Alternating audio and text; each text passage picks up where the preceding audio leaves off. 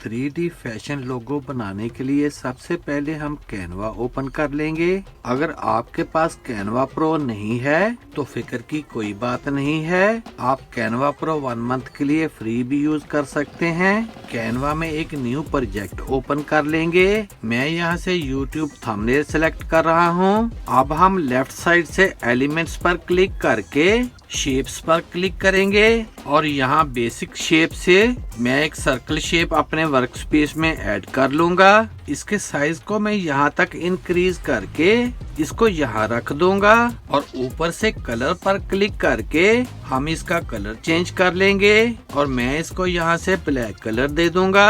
अब मैं इसकी एक डुप्लीकेट बनाकर इसको मैं ब्राइट रेड कलर दे दूंगा और इसके साइज को रिड्यूस करके इसको मैं यहाँ प्लेस कर दूंगा।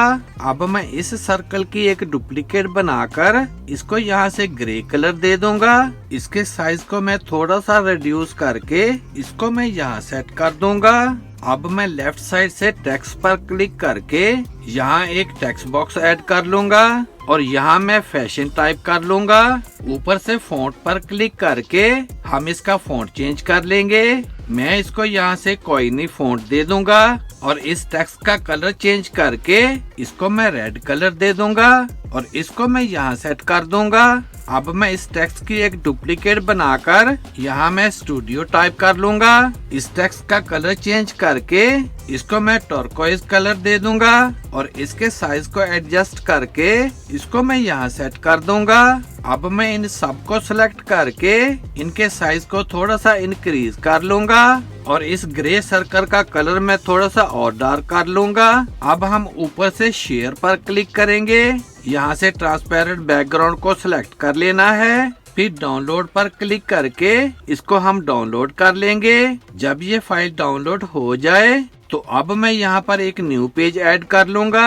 फिर जो फाइल हमने डाउनलोड की है मैं उसको यहाँ पर ड्रैग कर लूंगा। ऊपर से बीजी रिमूवर पर क्लिक करके हम इसकी बैकग्राउंड रिमूव कर लेंगे और इसको मैं यहाँ रख कर इसके साइज को यहाँ तक इंक्रीज कर लूंगा and then we have it. अब अगर आप इसको 3D इफेक्ट देना चाहते हैं, अब हम ऊपर से शेयर पर क्लिक करेंगे।